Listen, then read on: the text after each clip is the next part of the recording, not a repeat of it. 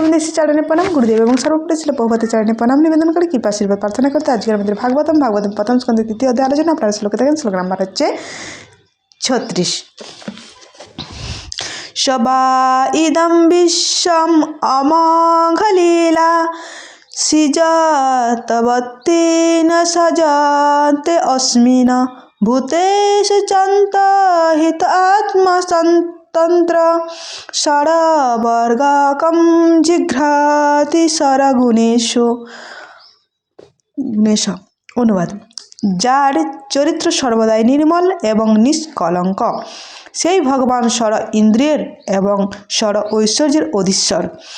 তিনি কোনোভাবে প্রভাবিত না হয়ে এই বিশ্ব সৃষ্টি করেন, পালন করেন, ধ্বংস করেন এবং প্রতিটি জীবের অন্তরে বিরাজ করেন এবং তিনি সর্ব অবস্থাতে সম্পূর্ণরূপে স্বাধীন।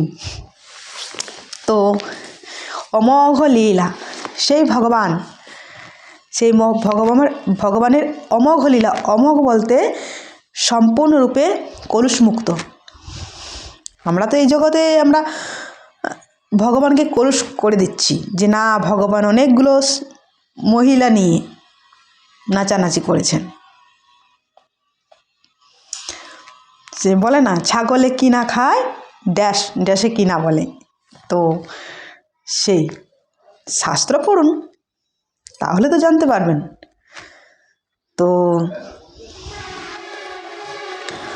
আপনার কথার কি ভিত্তি? শাস্ত্র পড়ুন, শাস্ত্র পড়লে বুঝতে পারবেন ভগবান, সেই ভগবানের কি না অমোঘ লীলা, তিনি সম্পূর্ণরূপে কলুষমুক্ত। তো সিজ্জতবন্তি ন সজ্জন্তস্মিনম, অর্থাৎ তিনি সৃষ্টি করে, পালন করেন, ধ্বংস করেন কারো উপর নির্ভর না করে। এমনকি ভগবান লক্ষ্মী দেবীর উপর নির্ভর না করে তিনি ব্রহ্মাকে জন্ম দিয়েছেন। স্বতন্ত্র, কারো উপর নির্ভর করেন না ভগবান।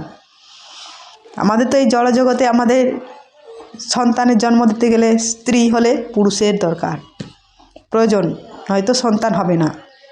আমি স্ত্রী, যদি সন্তান গর্ভবতী হতে চাই তাহলে পুরুষ লাগবে। ভগবান দেখুন, ভগবান তিনি কারো উপর নির্ভর করে না, তিনি সম্পূর্ণরূপে তিনি স্বতন্ত্র। তো সেই কথা বলছেন। তারপর ভূতেষু চান্তহিত আত্মতন্ত্র ষড়বর্গকম জিঘ্রাতি ষড়গুণেষু, অর্থাৎ তিনি সমগ্র ইন্দ্রিয়ের মানে সমস্ত ইন্দ্রিয়ের এবং সমগ্র ঐশ্বর্যের অধীশ্বর তিনি। তো আজ এই পর্যন্ত, পরবর্তী আলোচনা পরের শ্লোকে নিয়ে আসবো। হরে কৃষ্ণ।